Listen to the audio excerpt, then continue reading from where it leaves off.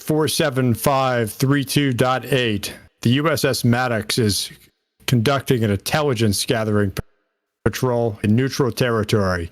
Enemy boats are reported to fire torpedoes. Wait, Doug. That's not the. It's not the right one. Are you sure? Yeah. Well, I thought isn't this what happens? I mean, it is what happens, but let's just start the damn episode. Cast them down. Hail, Metal Nation.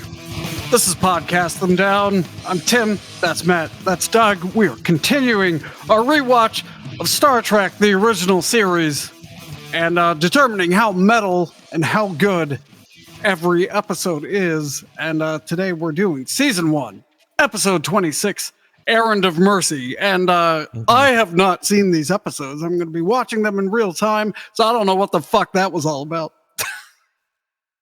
Well, it was about a group of people who love freedom and a group of people who hate freedom, Tim. That's what that's about. Oh, it sounds like my kind of episode. I know what side I like. Well, yeah. We'll find out. We'll find out indeed. All right, That's true.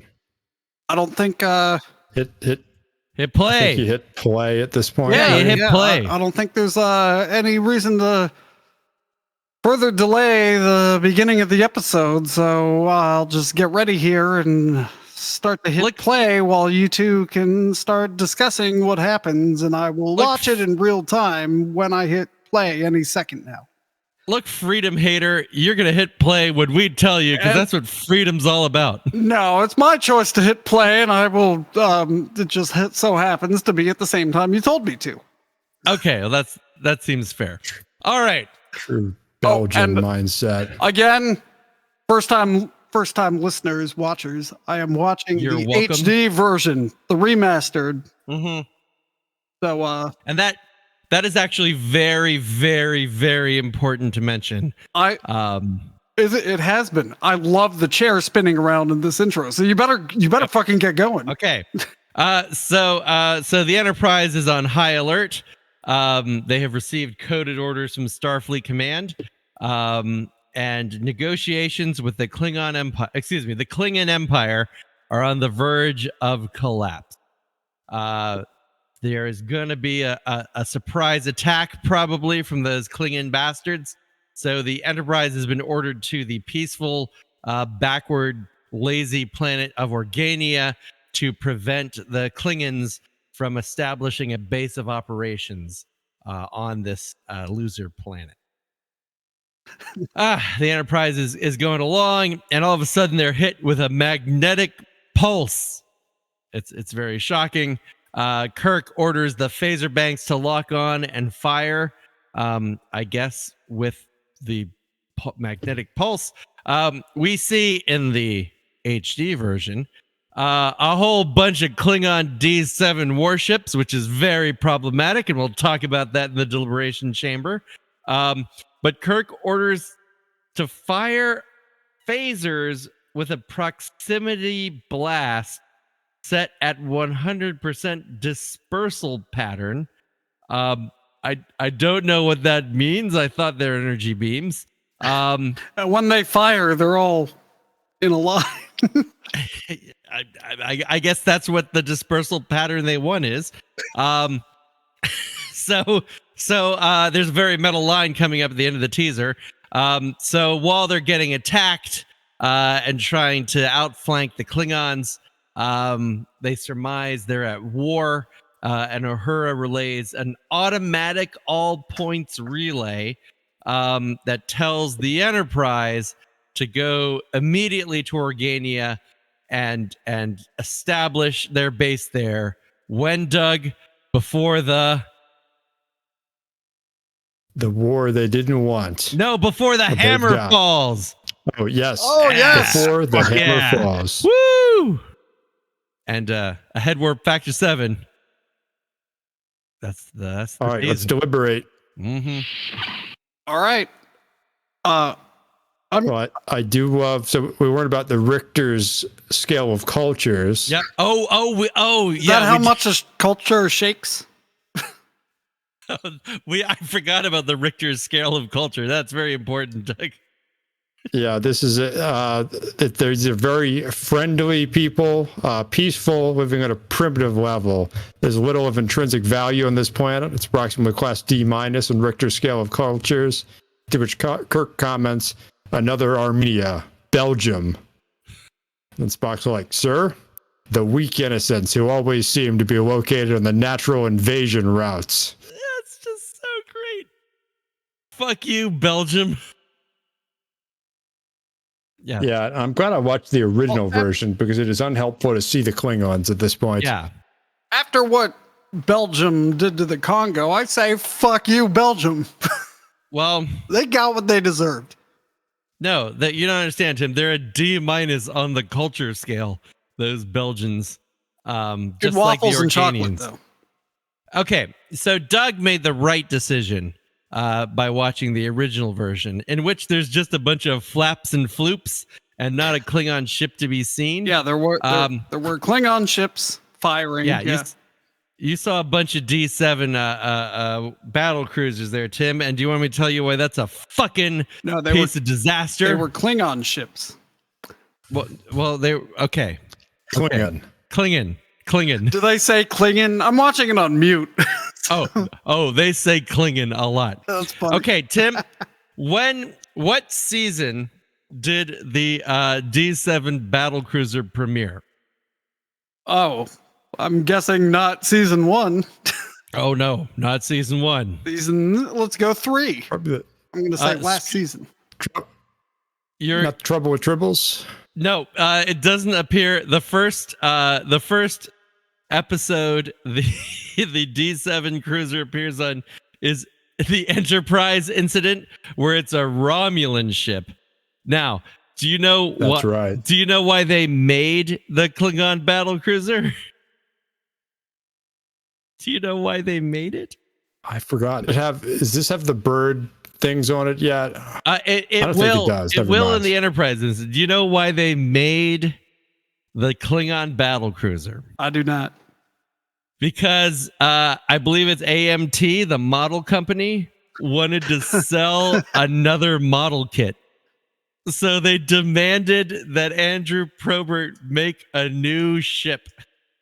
And so it was sold as a model for a year before it ever appeared in Star Trek. This sounds ahead of its time, because this sounds like an 80s move, you know? When it did appear, Star Trek is a trailblazing show. When it did appear, even though it had been packaged as a Klingon ship, it appeared as a Romulan ship. Everyone was really confused. So then Star Trek fans ever since... Oh, no, they retconned it. Oh, they double retconned it. Oh, God. Get over yourselves. That was also the premiere of Romulans with cloaking devices. So in Star Trek 3, the Bird of Prey is also supposed to be a Romulan ship. But for whatever reason, they decided not to go with the Romulans. They went with the Klingons, even though it makes no sense for the Klingons to have a bird ship, because the Romulans do. So now we have to have all this speculation about the short-lived Klingon-Romulan alliance, where the Romulans gave them cloaking technology and the Klingons gave them D7 battle cruisers, despite the fact that, Doug, they've been blood enemies for more than 100 years. So basically, because of all these Star Trek lines, we have to surmise there was like 3 weeks the Romulans and Klingons were friends and traded all their shit. Can't you just... Yeah, they made use in that Land of the Lost episode of the animated series. Yes, they did. They did. Can't you just live with an editing mistake? You know? All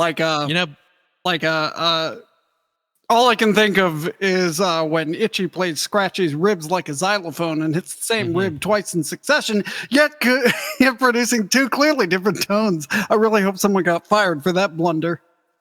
Yeah, see, that just goes to show that you're not a true Star Trek fan, Tim. You should be angry and bothered by this. Yeah, it's ridiculous fan service to include a ship, because this is the first appearance of the Klingons, right?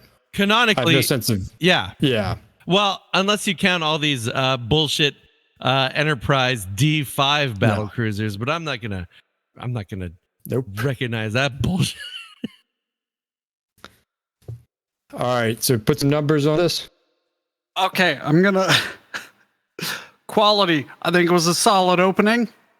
You know, they started off with a battle for no reason, and then 100% dispersion in a very small beam. I'm liking it. It's a solid 7 for metalness.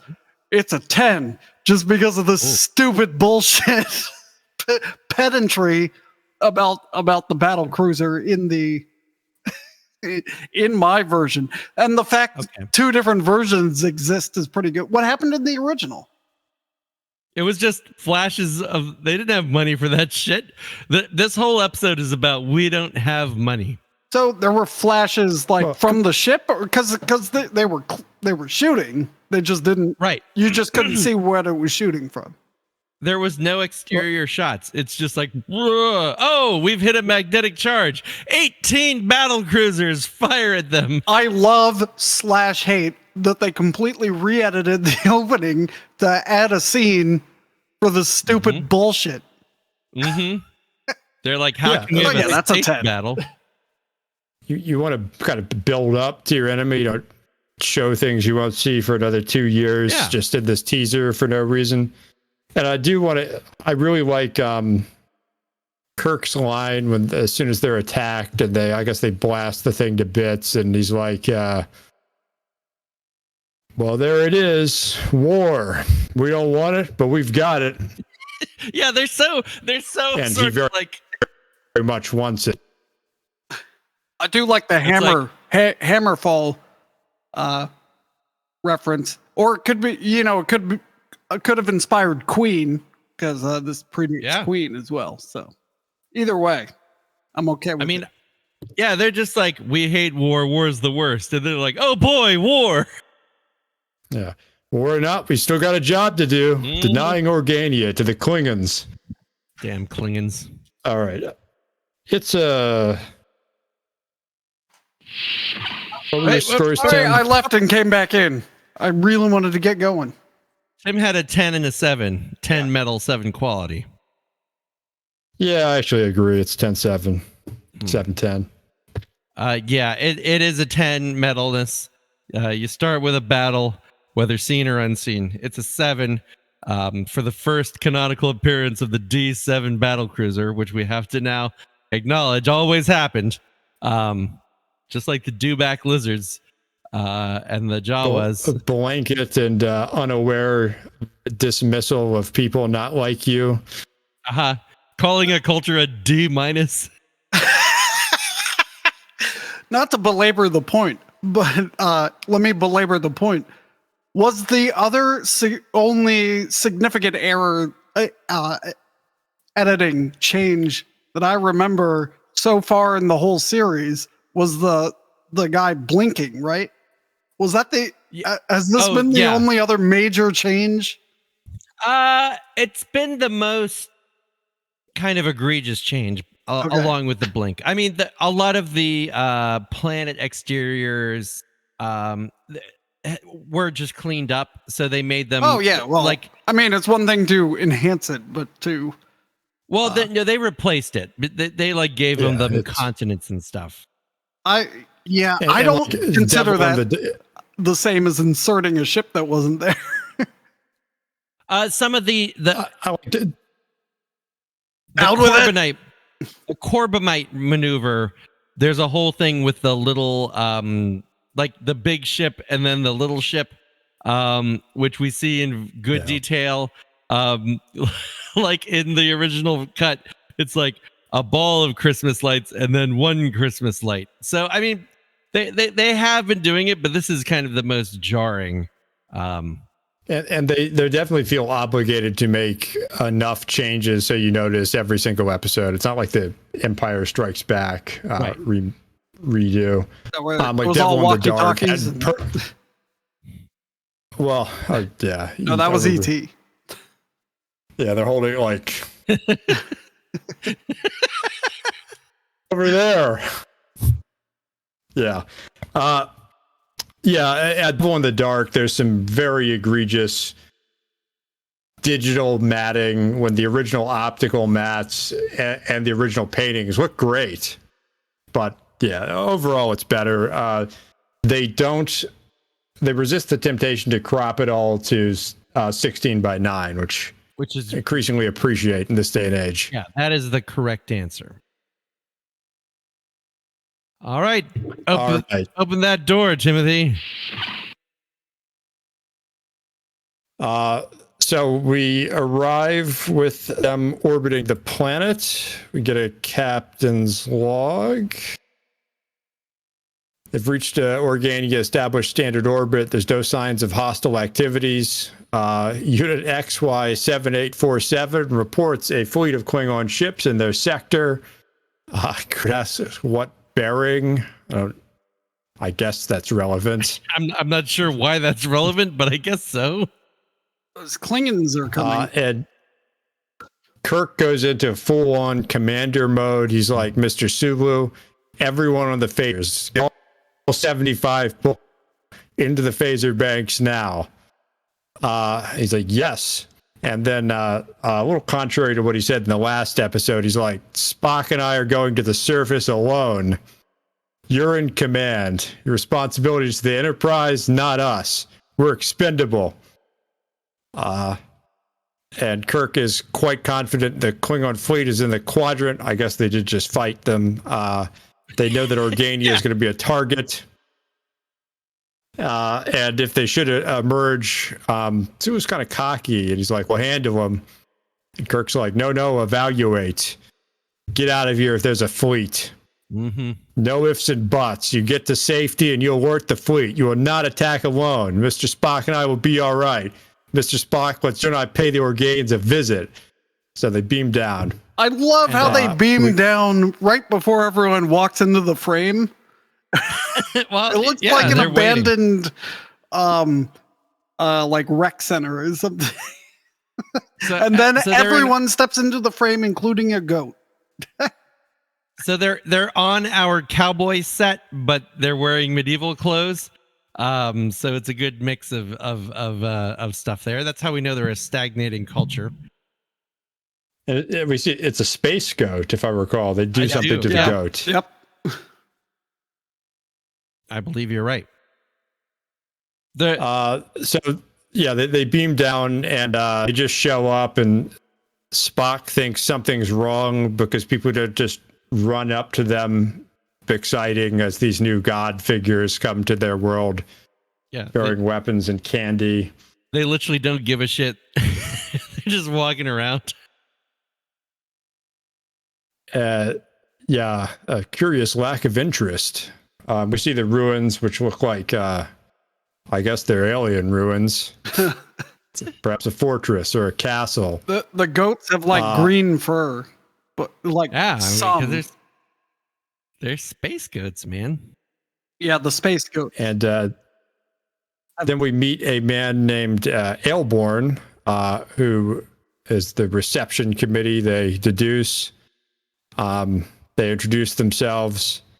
Kirk wants to speak to someone authority. He's immediately confused because there is no one in authority, but this guy isn't the chairman of elders. Yeah. So and his chair is bigger than everyone else's. Well, he's the chairman. It's clearly the chair of authority.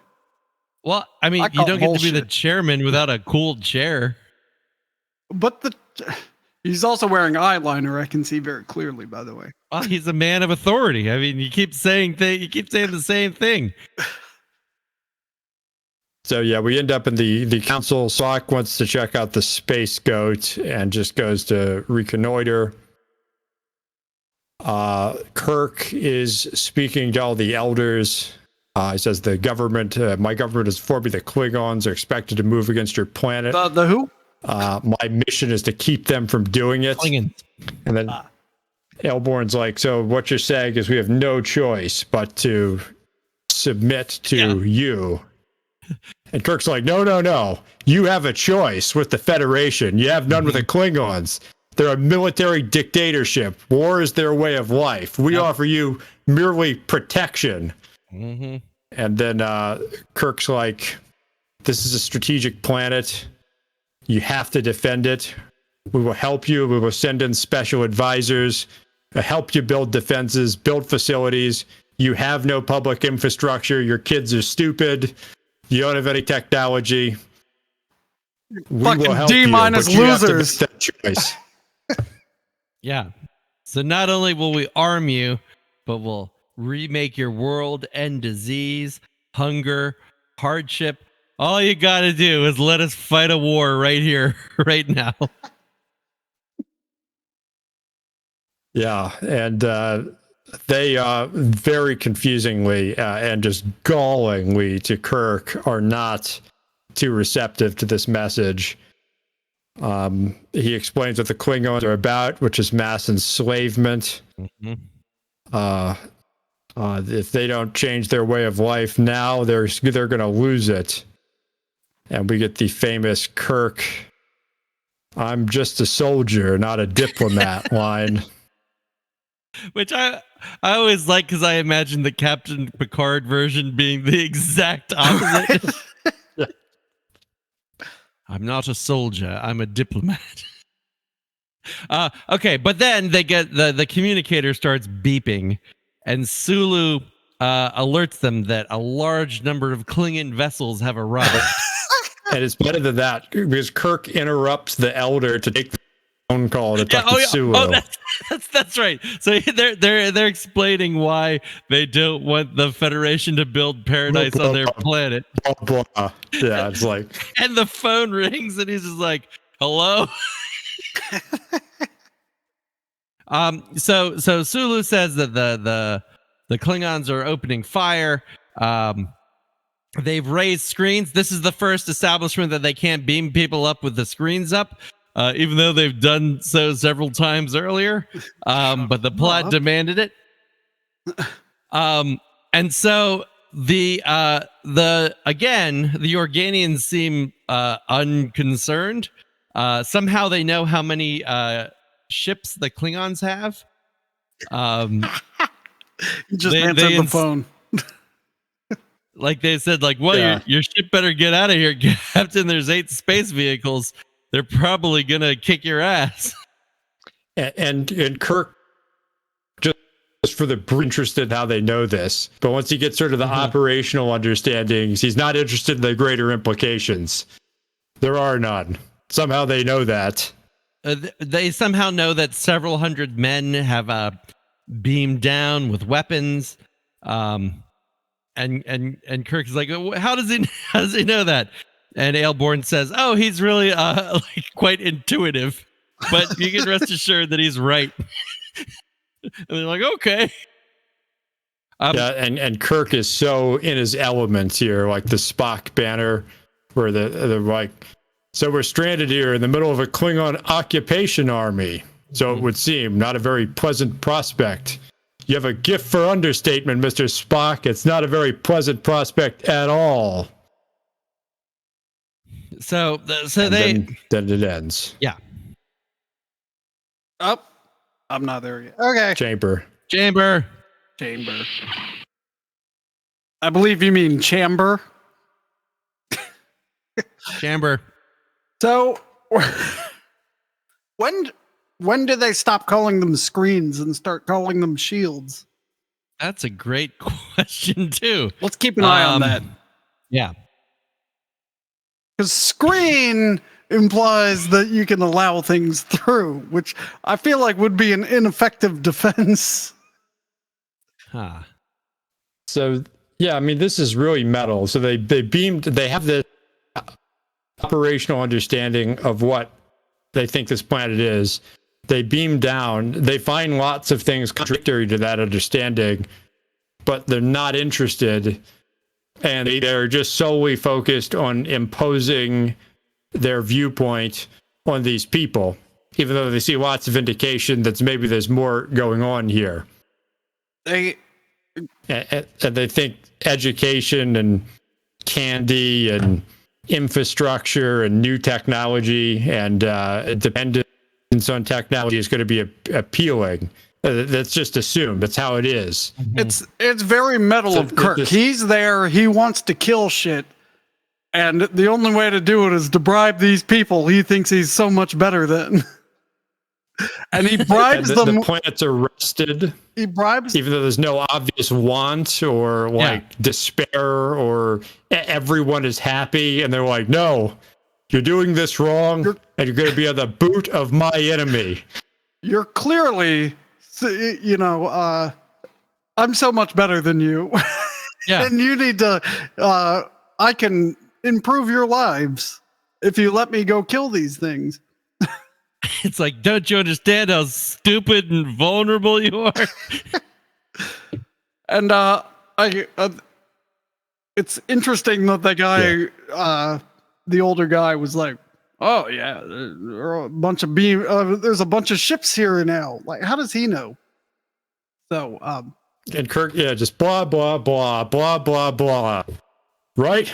Yeah, hold him off, run, and Kirk's just like, "We can help you remake your world, end disease, hunger, hardship, even though there transparently is none anywhere. Yeah. Everything is fine." It's like, there doesn't seem to be any of those things. Why is he so... Well, so I don't think this act was as good as the previous, because there was just a lot of arguing with a council of elders, which is not exciting, but it's still is interesting. What's going to happen? I'm still interested in the episode. So for those reasons, I'm going to give it a 6.5 quality. Okay. And again, Kirk's demeanor here is incredibly metal. So I'm going to give it a 9 for the metal. I largely agree with you. I think the metalness, I'm going to give it a 9.5 metal. It's just, there's no active shooting in this episode, at least on screen. So there's a space goat, and space goats are metal. They're space metal. Maybe it's a 9.6. That's a good point. And it's a 6.5. It's a little talky, but it's building the plot. This is the first real act. There's not. You gotta. We're gonna 9.5 and 7. Okay. All right. 9.5 and 7. Getting good scores so far. Hope they don't blow it. All right, Matt, you want to take this one? Okay, so now the Klingons have landed. Kirk and Spock are trapped. Klingons gets me every time. Those aren't the Klingons, are they? I think they become the Klingons in the next episode, but they're still Klingons mostly in this. Maybe not, because they'll be learning Klingonese across the quadrant. I think for the entire original series, it's Klingon, and I don't remember about the animated series. They definitely don't become. They're probably definitively not Klingon until the first movie. Okay, I see Spock has draped himself in velvet. Okay, so the plan is, I'm not sure. Okay, so the Organians look like humans, so Kirk's easy to hide. The plan is they're going to go to the Renaissance Festival. Well, they're dressed like Renaissance festivals, so they also seem really well, knowledge about the Federation. So they're like, all right, your new name is Barroner or something to Kirk. Yeah, your name is Barroner. You're a leading citizen, so you just hang out. That's why you're here. Spock's harder. Spock is a Vulcan traitor. Maybe you deal in Kivas and Trillium, which is just what someone on the Council of Elders suggests. And they're like, all right. And Kirk objects because the Vulcans are known members of the Federation. But Spock says, it might be a good idea. It's a lot easier to explain him away this way. So they're like, all right, here's your cover stories. Don't worry. Kirk is still freaking out. He's like, well, they're coming in. Then, apparently, without a fight, the doors of the council chamber open, and out comes Kor, son of Raynar. Kor, son of Raynar, future Dahar master. appears. This is his first tangle with Kirk and Spock. They are we can talk about their appearance in the deliberation chamber. But there they are. He's wearing the old baldric thing that we know and love, and he starts spouting orders. He declares himself military governor. He immediately notices that Kirk seems totally out of place.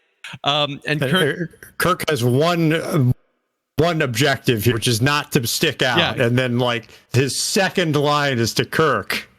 And Kirk just starts spouting off at him.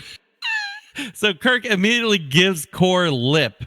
But Kor likes Kirk because he's the only person in the room that doesn't have the stupid, idiotic smile everyone else seems to be wearing.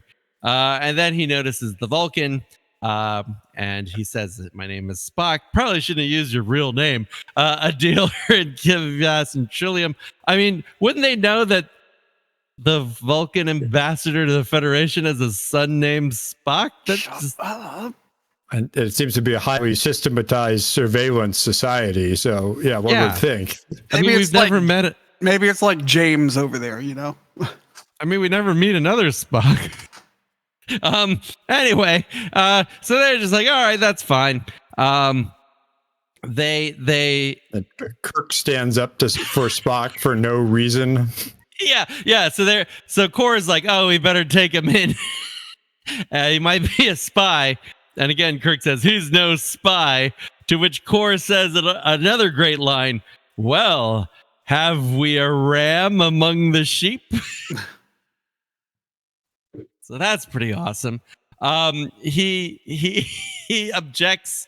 Kor is happy that just Kirk is just a dick. He likes his honesty. He finds it refreshing. He declares that rules will be posted, and the violation of the smallest of them will be death. So the Klingons are here. The Klingons are in charge, and they take Spock away. Kor demands obedience, and Kirk's just like, you seem to be in command, and like spits on the ground. This is the great Kor line where he's like, the people here, he declares Baron or the liaison because he needs a representative of the Organians. Yeah, so and this guy, who seems to stick out as clearly a perfect representative. And he likes him because the rest of them just smile and smile, and he doesn't trust men who smile. I have a problem with that because no one is smiling. They all have neutral expressions. Well, the only person who's smiling is the Klingon. Well, those jolly old Klingons. Dude, they're all sitting there like this. That's not a smile to the Klingons is probably anything short of someone in the Mind Ripper. So then they bring out the Mind Ripper. They brought some mind probe thing, and they use it on Spock. Again, this doesn't make a lot of sense to me because Klingons and Vulcans know about each other. But for some reason, Spock is able to keep up his ruse with the mind sifter.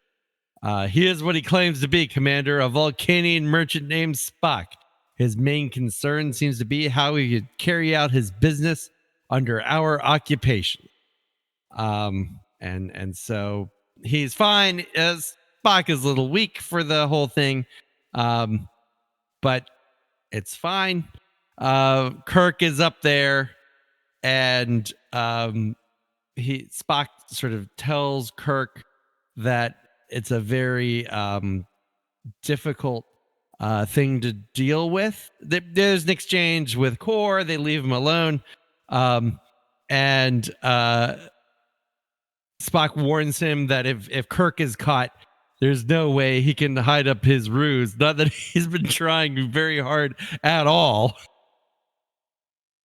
Yeah, So and Kirk seems to want Spock to be more bothered by the Mind Ripper than he is. Yeah. Are you sure you're okay? He's like, I'm fine. So they send Barriner back to his council, and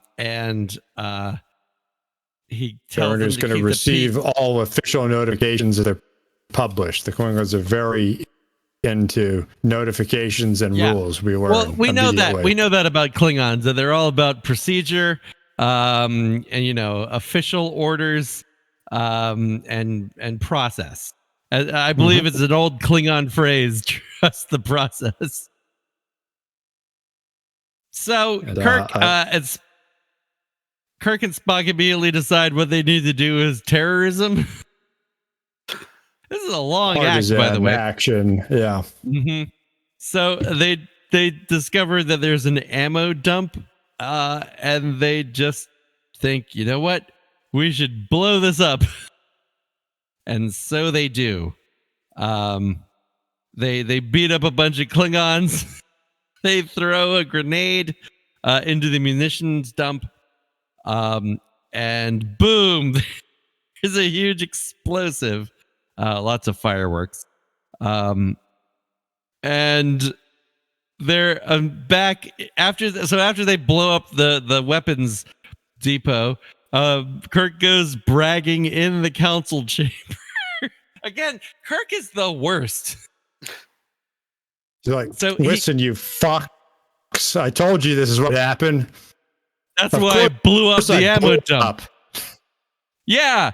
So what? It was in a school. I know classes were in session, but something had to be done. You don't have to be a sheep. You could be wolves. He tells them that history is full of civil populations fighting back against a military dictatorship. He tells them we might not be able to destroy the Klingons, but we can tie them up, blow up their installations, disrupt their communications, make Organia useless to them. We'll choke their rivers with our bloodies. We're going to destroy this planet to stop them. Okay, so Tim, what do you think happens next? I don't know. They're still talking. Yeah, there's a lot of talking. Okay, so Kirk has just brazenly bragged that him and Spock have just blown up a bunch of stuff. So, what? Well, who's really doing it? That they're trying to incite partisan action. There's absolutely no evidence the Organians are going to do anything, but their stated reason for doing all of this is to incite the Organians to do something. Right. But they're all aghast. It's like, we told you this is what would happen. So Kor has been listening the whole time because, of course, he bugged the council chamber. So he's just listening to them, and then he marches with his Klingon soldiers to come and arrest Kirk. And that, I believe, is the end of the act. All right. Yeah. I like how Spock has an antique Earth hand grenade here. That's a sonic grenade, Tim. They just look exactly like antique Earth hand grenades. Put it in a box. Oh yeah. Oh, that's more space cardboard. There's a lot of space cardboard in that scene. It blew up before he counted to one. Yeah. You go first. I'm still catching up. Go ahead, Doug. Again, really metal, a little talky. The Klingons immediately set up an ammunition dump. Doesn't like the best place. And it's not locked. Put up. Or guarded. I mean, just assuming that people who have stated their views and are entirely consistent with them, the entire interaction, are going to change their mind when they see your good example, is pretty metal. Also, they don't seem to mind being under a military dictatorship. No, not at all. Okay. The way, and I think we'll see this even more in the next act, but the increasing contempt both Kirk and Core have for the Organians and everything about them. It's pretty great. Is really metal. The way Kirk is just meant to be a leading citizen standing in the corner, but like steps into the light and doesn't leave and interferes with everything and kind of unknowingly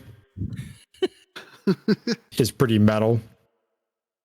So I think the quality falls to a 6. The metalness is maintained at 9. Okay. I agree with you here. The metalness, I actually am going to bump up the metalness to a 9.7. There's just blatant not hiding. There's blowing stuff up. There's all the great core quips. Everyone's calling each other sheep for some reason. That seems pretty metal to me. Quality wise, though, I'm going to have to drop this to a 5.5. And this will be my Klingon appearance deduction. So now, I know that these Klingons have been infected with the augment virus. What? And that Is this more explains bullshit? that explains why they look different, and that explains everything and why they act different. But we also need to realize that these were supposed to be Romulans, but the makeup department thought it was too expensive to make a bunch of ears. And then someone said, what if you just paint them brown and give them Chinese mustaches? Yeah. And How there we go. Yeah, then we get I damn near chewed my tongue in half when he's yeah, these Klingons, you know what? I'm going to say it. These Klingons, not okay. Maybe you should remaster that. All the bullshit we're okay with because it's Rick Berman bullshit. That's fine. Yeah, that's fine. Yeah, that's it's. I might call it some kind of code of honor. But it is interesting to see. So, like we know, for example, that the Klingon belts are just like spray painted bubble wrap. The thing Core is wearing is just burlap sprayed gold. And yes, that is the same one that Worf wears in the first season. They just added another. Yeah. They added another hem to it. They were like, look what we found. Put it on him. That's how we'll know he's a Klingon. So that's good.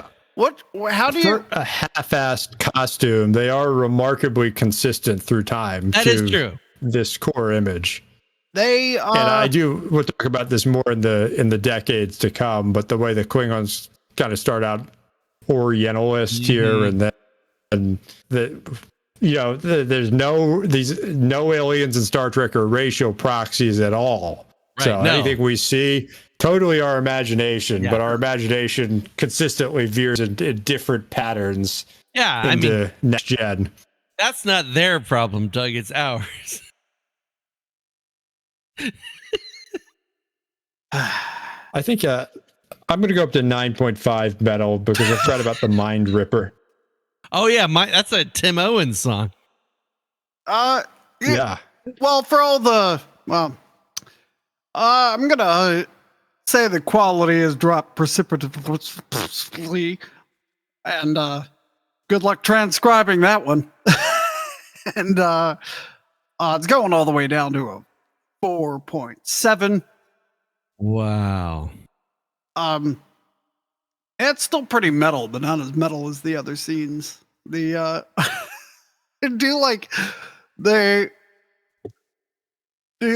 read the room. Spock and Kirk. They're like, no one seems to be suffering at any level, and they're not upset. So they're just like, well, we have to incite them to rise up against their captors, but they don't care. And I think that tone deafness is very metal. Mm-hmm. So, but yeah, so for metal, it's an 8.8. Okay. That's what I got. All right. Now, where exactly does the third act pick up? I believe it's They're still in the conference room talking, and the people, they say, all have stupid smiles, still aren't smiling. They haven't smiled once. All right, go ahead. yeah. So I believe it's like the Klingons have entered, though, right, Tim? Oh yeah, they already like confronted Kirk. They burst in, and then that's it the end fades of the to act. black. Yeah. Okay, so there's a dilemma here, because Kor is very intent on using the Mind Ripper on Kirk, and the good old Organians are worried about what will happen to him. So they helpfully say, there's no need to use your mind probe on him. His name is James T. Kirk. He's a Federation starship captain. And Kirk is pissed. And Kor is very pleased. A starship commander and his first officer.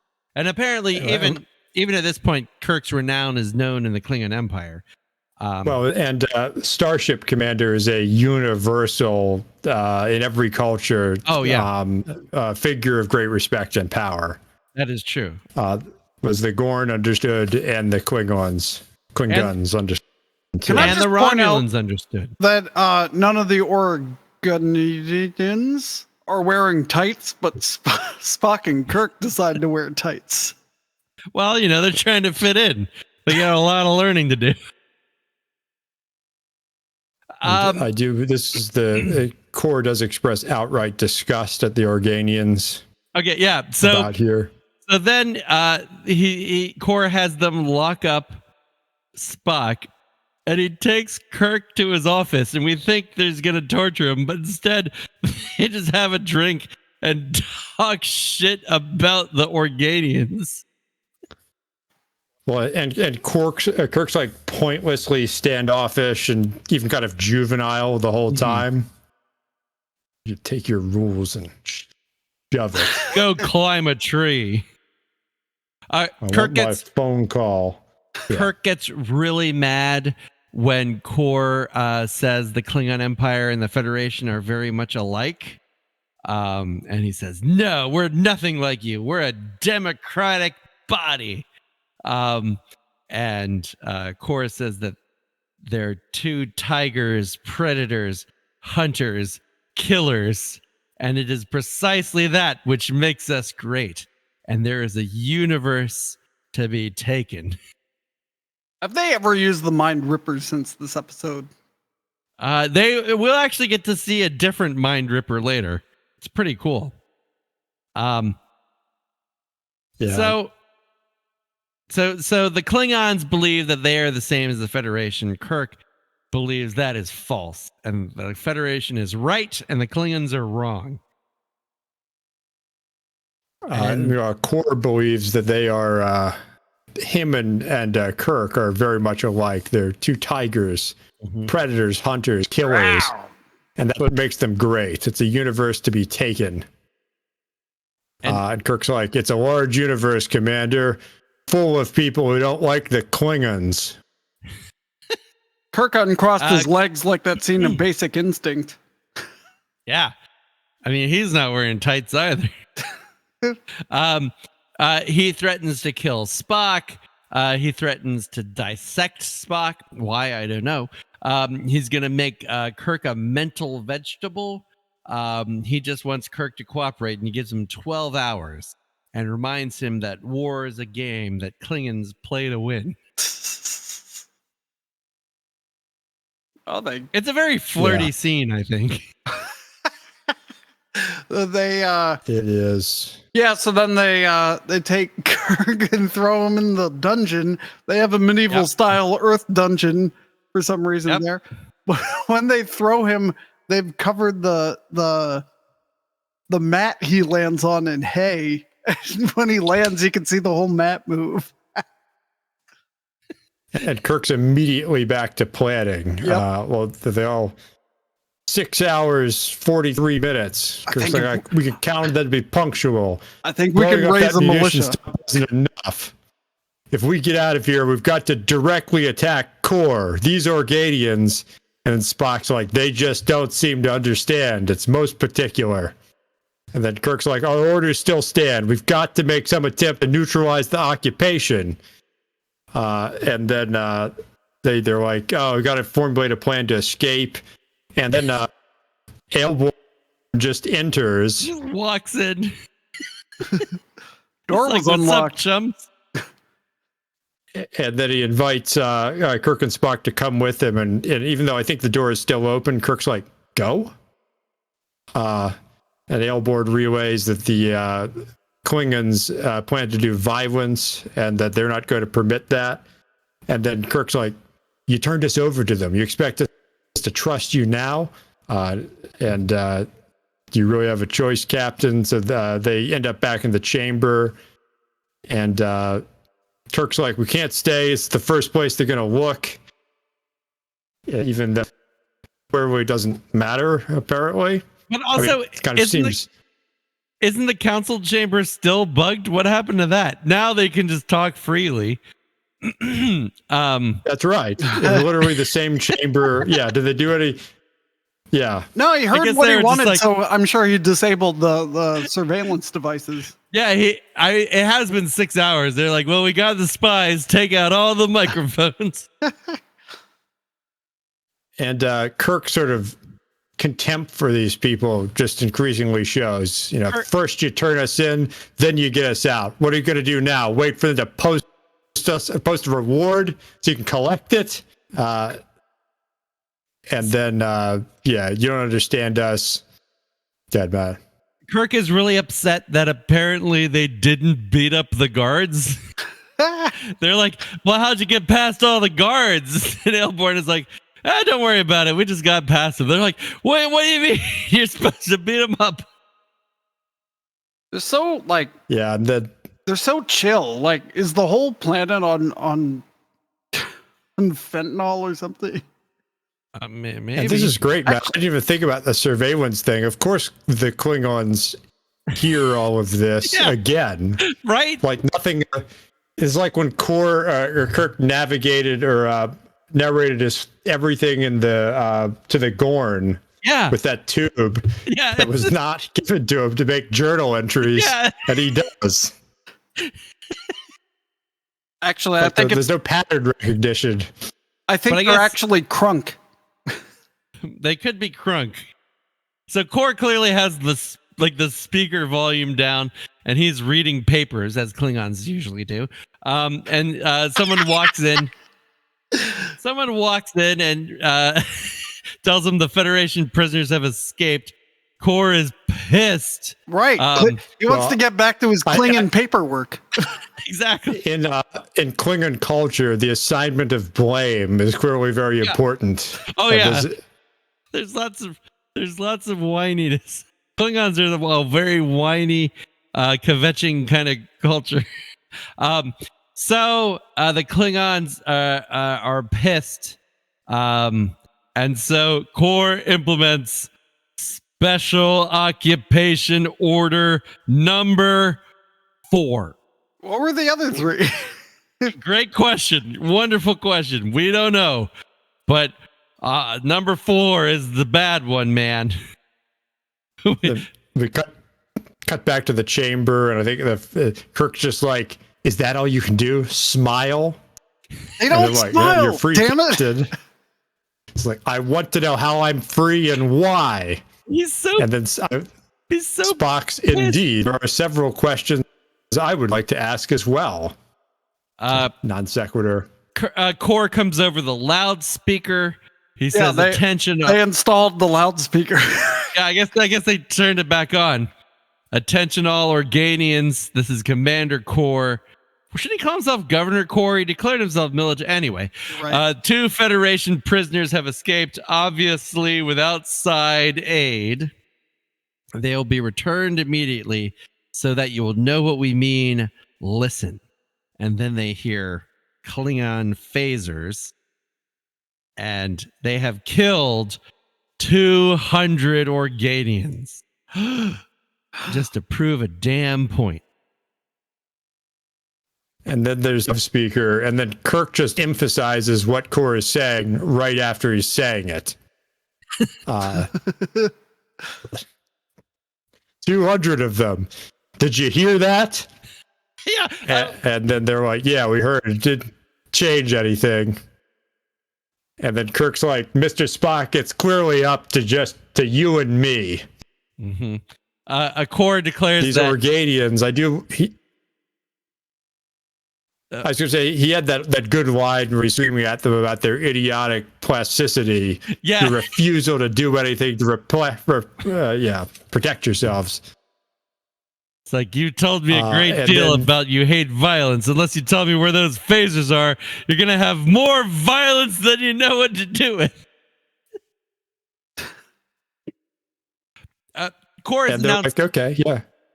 Core has They're announced your phasers. that for every 2 hours the Federation spies aren't turned in, 200 more Organians will be killed. He's also upset because the Federation invested a great deal of money in their training, and we need to use it. Yeah, and then so that they're just like, okay, you're your phasers, sure. And then Kirk's just like, gentlemen, I have no great war for you, your planet, or your culture. Despite that, Mr. Spock and I are going to go out there and quite probably die in an attempt to show you that there's some things worth dying for. And then Ailborn's like, don't you realize that's hopeless? And they're just, discuss them, so they just leave. And then the council comments that they're brave but foolish, and that they will have to do something. I fucking heard your ice. 200 Organians will die. Every time I hear your ice hit your glass. Okay, all right, okay. Because you do it an inch from the fucking microphone. Well, that's where my mouth is. That's good mic technique. No, it's not. No, it's not. Is that the end of the act? That's the end of the act. Terrible, inconceivable, all savage. Right. Leave your fucking glass outside. Okay. Yeah. Talkie again. Oh, I see you. It was Talkie once again. It was pretty talking. I really enjoy how nonchalantly he comes and just opens the door. He's like, "Hey, come with me, dudes." They're like, we don't want to. What's up, bros? They casually walk back to the chamber once again. And Spock and Kirk can't believe it. Well, their level of disbelief only it doesn't inspire them to ask any bigger questions. That's true. It's like, okay, we're out. How can we exploit this situation? Yeah, weapons. I still get the feeling something bigger is going on here. But wait, what makes you think so? Yeah, a war between the Federation and the Klingon Empire. Yeah, but the 10 guards that they got by no sweat without killing them, and they were upset they didn't kill them. Kirk and Core are professionals. They're the best of the best. Right. And these peons, these peasants, they just want to die. They have no will to live, no will to fight. So there's going to be a battle, and everyone knows how it plays out and where everyone stands. Yep. Yeah, I agree. I feel like you're lying to me. It was better. I think it's a 6 quality. Okay. And I'll agree with that. It's consistently incredibly metal. I like Kirk berating them constantly, and just calling them idiots, and they don't have any will to live. They disgust him. Me and Spock are going to die for you, not because we want to or like you, but because it's the right thing to do. Mm-hmm. I mean, it's really metal. I'm going to give it a 9. I'm going to it's a 9.7. It's continuing the metalness from the previous act for me. I'm going 6 and 9. Yeah. 6 and 9. Yeah. Nobody's happy. Did you give a? All right. You good? Oh, Doug, what's your metal score, Doug? 9.5. 9.5. All right, I'm out. All right, last act.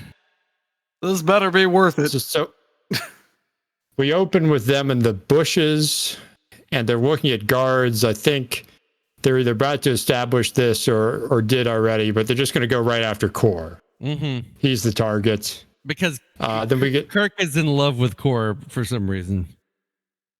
And Core is even more in love with Kirk. That's and actually Spock doesn't get too jealous. They didn't quite refine the dynamic yet. Mm-hmm. And we get the usual what are the odds? And somehow it's 200 or 7,824 to 1. Kirk's like, wow, that's pretty close. With no context. Yeah, it's a big number. Yeah. Then Kirk's like, set your phaser on stun. We're after the top dog, not members of the pack.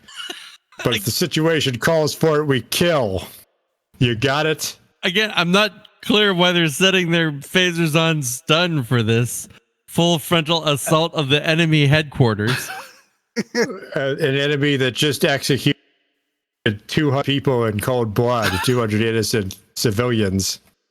So they stun the 2 Klingon guards and run into the building. We get a shot of the council chamber where somehow the members of the council know what is going on. They're very disappointed, and Aelborn says, "Prepare yourselves," and they close their eyes and I guess start doing something. We're not sure what they're doing. Meanwhile, back in the corridor. Yeah, the Klingon reports that there's no results. Nothing changed as a result of killing 200 people in cold blood and demanding the Federation prisoners. And of course, just like these people, they don't know what death is. They don't seem to be worried anything. Of course, like it's bad enough to be a military governor, but to govern a population of sheep, very well. Round up 200 more. And he's like, fools, we'll have to kill them all. Mm-hmm. So they march off. Kirk jumps one of them, swings his belt around. It's really kind of interesting. And he basically asks him, okay, again, we have a problem because Kirk has been in Core's office. That's where they had a drink, but now he's beating up some guy to get directions. Maybe they went in a different door. I don't know. Well, they were outside. Yeah. For some reason. And they get the directions, and they reduce odds to 7,000 to 1 by Spock's very precise calculation. Yep. So it's getting better. They just barge in, and Kirk's like, stay where you are, Commander. And Spock makes a quip about how some of the guards are not in perfect operating condition. They take his Klingon disruptor, and they have like a standoff, I guess. And even though they have Core cornered, he's still superior. And that's why the Klingons shall win. Because they don't bargain, they don't trade, they just conquer. Right? They're a unit. Yeah. Each of them is part of a greater whole, always under surveillance. Yes. Like Klingons are. As we all know, Klingons always act together, work together. But this is important because even a commander like himself is under surveillance. And then all of a sudden, all the Klingons burst. This really should have been the Romulans. They all burst in. Everything he says is true about Romulans. And there's all the weapons firing. And they try to shoot. But all of a sudden, they drop their weapons. Kind of inexplicably. Oh, man, you got ahead of me. Yeah, go on. And Spock's like, inexplicable, Captain. Extreme heat. Not only the weapons, but the bodies as well. Yeah, so when they lose their weapons, they just try to punch each other. But again, they can't punch each other. It's just too hot. And then all of a sudden, who should walk in but our buddies, Aelborn and the other guy. And they're like, we hate to interfere, but you can't do this anymore. So we have to put a stop to your violence. And Kirk and Kor both pissed. They wanted to kill each other. They wanted to punch each other, maybe smooch. But they wanted to get at it, and they're not allowed to do it. The damn Organians are stopping them. And Kirk reaches up. They both express stunned, ridiculous contempt to Aelborn interfering with the natural course of things. And Kirk messages Sulu. And Sulu confirms that everything's shut down and everything's too hot to handle. And Kirk's just like, what have you done? To Aelborn. And he makes it clear that he's put a stop to this war across the Klingon Empire and the whole Federation as well. He's going to put a stop to this insane war. And Kor's just like, you're what? Kirk's like, you're talking nonsense. You can't interfere. What happens in space is not your business. Kirk's like, what gives you the right? And Aelborn says everyone has to agree to immediate cessation of hostilities, and then or they'll be immobilized anywhere in the galaxy. Mm-hmm. And Kirk explains that they have legitimate grievances against the Klingons, and Kor expressed the superior strength of the Klingon Empire and their grievances with the Federation. And then they bicker about ultimatums and withdrawing from disputed areas. And then Aelborn just hears blah, blah, blah. It's not a trick. Simply put a stop to your war. Everything's completely paralyzed. Kirk tries to appeal to Aelborn by saying, like, well, what about the 200 people of yours they killed? And Aelborn says, nobody died, Captain. And then cryptically, no one's died here in countless thousands of years. Uh-oh. So, Kirk, even if you have some power that we don't understand, you have no right to dictate to our Federation. Or our Empire. They're just fucking the same people. And so Aelborn then lays it on really thick. And he is just like, you're not peaceful. You're going to kill millions of innocents. And eventually you will have peace. But only after millions of people have died. It is true that in the future, you and the Klingons will become fast friends. You will work together.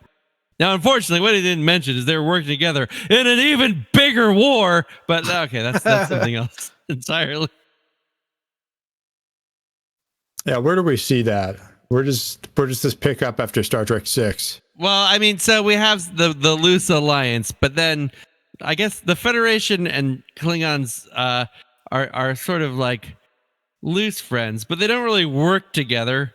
Well, I guess that one time Captain Picard had those 3 birds of prey to trick the Romulans. All the times they work together, it's for some military purpose, fighting the Dominion, fighting the Borg, fighting the Borg again, fighting the Dominion again. Yeah, to the extent they're fast friends, is it really that the Federation is propping up the Klingon Empire a bit? Yeah, that's a little bit true too. Exactly as the advisors to Gorkon feared.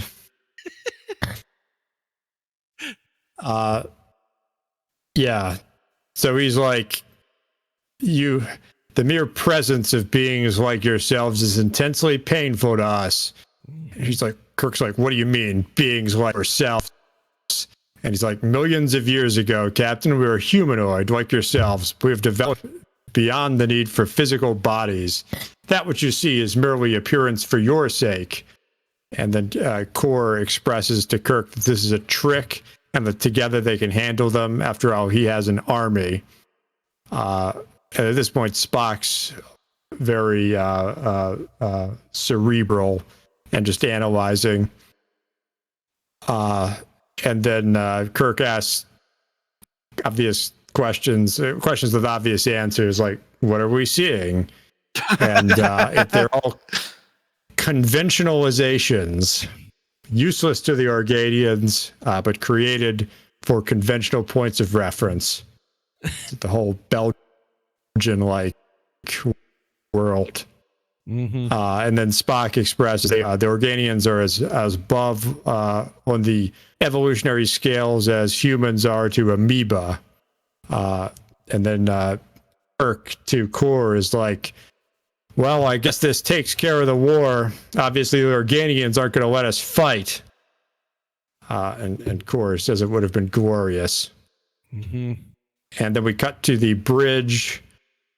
Spock says Kirk's been very strained since they left Organia. And then Kirk says he's embarrassed because he was furious with the Organians for stopping a war he didn't want. So even in this moment of contrition, he doesn't have any internal self-awareness. Yeah, at all.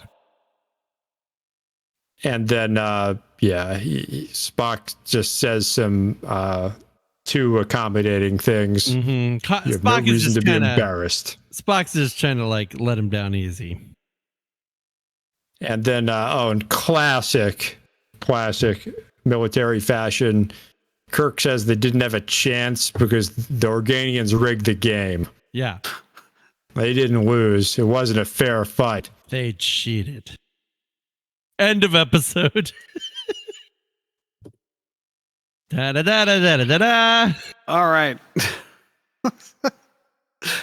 I love that they're so pissed that they can't kill each other. Yeah. They heated all the implements of war to 350 degrees. But they didn't put units on that. What unit is that? That's probably, well, because if later on it will be, it might be degrees Kelvin. They use that phrase a lot. Kelvin isn't a degree, it's just Kelvin. And second of all, that would make them cold. Oh, yeah. Maybe they're so cold they feel warm. Yeah, like when you get frostbite, it feels warm. Yeah, okay.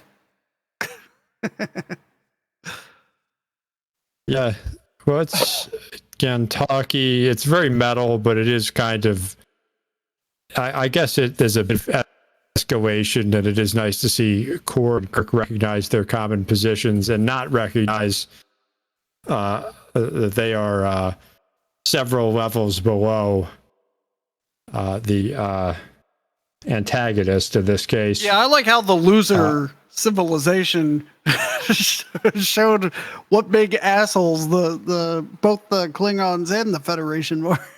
Mm-hmm. And they don't have any awareness to this. They're just like, oh, guess we're not going to fight today. They rigged it. Damn. I do like, Kirk's just like, yep. I will be violent to protect your terrible planet because it's the right thing to do. Got my knuckles all lined up for nothing. I have, Matt, what did I mean when I say Kor has a Curtis LeMay moment? Is that when he was trying to kill his way out of the problem? I think that is when he was trying to kill his way out of the problem. I think that must exactly be it. I'm going to run out of targets. So you State Department boys better end this thing. So there won't be any Japan by July. I don't know what we're going to do.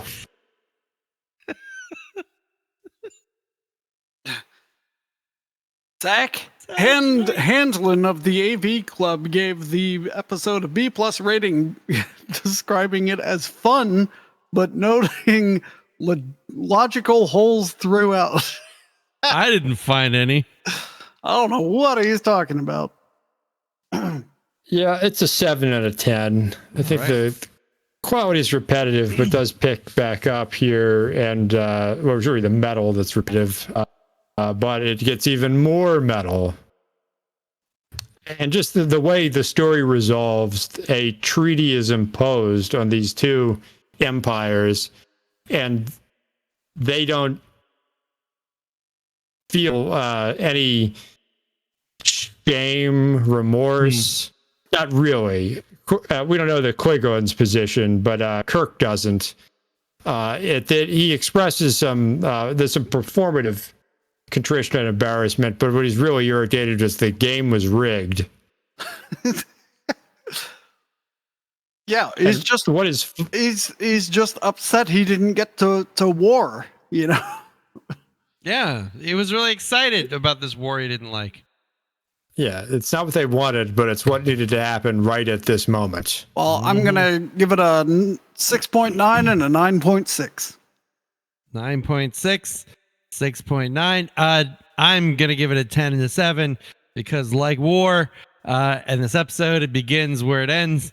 And after you've gone through all that, nothing has really changed. Now, I know what you're wondering, Tim. What happened to the Organian peace treaty? Well, there are several options, all of which are in beta canon, of course. No. So one option is 2 years after this, the Klingons developed a thought shield and they enveloped Organia in it, and that allowed them to fight again because the Organians couldn't hear what they were doing. Or it could be that the Organians themselves gave up because they were pissed off that the Federation took advantage of its peace treaty with the Klingons to start hostilities with the Romulans. Either way, and this is something we all agree on, less than 20 years from this episode, the Organians have given up the physical plane and just leave. Well, what's fun is the movie novelizations have this shadow continuity where they write in the Organian treaty into the in Star Trek 5 and Star Trek 6, and I think even the novelizations of Star Trek 3. The authors are Trekkies and know that the Trek audience knows all this, even though it's not in the movies. So each one of those novels addresses the Organian treaty. And you can see the characters in the movies that never mention it start talking about the Organian treaty. There's parallel worlds in the same text. I also like the fact that this is a piece essentially won through force. The Organians did the exact thing they didn't want to do. They've just used their superior will to power everybody to not fight. They're no different than the Klingons, in fact. Yep. And Kirk got what he wanted at the end of the day. Organia is not of strategic value to the Klingon Empire. I mean, that is but he very didn't get true. to kill anyone to do that. Nobody got to kill anybody. That's what's most tragic of all. Well, yeah, literally nobody dies, right? Because they don't actually kill any Klingons. I have some shocking breaking news. At 97.68%, Wow. This is now the metalist episode of Star Trek. Just edging out Court Martial and a full 7.3 points ahead of Taste of Armageddon, the next two. So we're getting up there. This is pretty strong. Yeah. Mud's Women still last. And it probably, can you see where it just ranks on pure quality? Obviously, we only care about the combined number. Yeah, we only care about the combined number, but its quality is up there. We did not go less The lowest quality score was a 4.7 that Tim gave in the second act. Other than that, there's nothing sub 5, which is really unique here. Yeah, it's a pretty solid episode. Even with all the talking. Yeah. See, you can do talking right. Dead Star Trek writers from 60 years ago. All right. The classic, I'm a soldier, not a diplomat. I can only tell the truth. Mm-hmm. Now, how long will Errand of Mercy hold its crown? Well, certainly it will next time when we watch The Alternative Factor. Which it might do in 10 minutes. Or less. Find out next time. Sheep people. Yeah, be a wolf, not a sheep. Cast them down.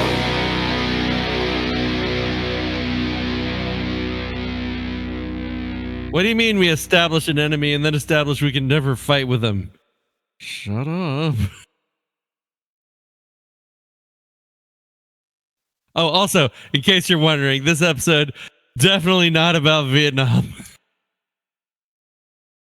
I forgot to mention it, but the Mind Ripper, it's totally, I guess you could call it a moral panic, but there's that fear of brainwashing, really more out of Korea, but a bit out of Vietnam, with the re-education camps and a true belief by a lot of the public that they were turning our boys into communist slaves. Yeah. Exactly like the Klingons planned to do and assert that their Mind Ripper does. You need to edit that into the episode awkwardly.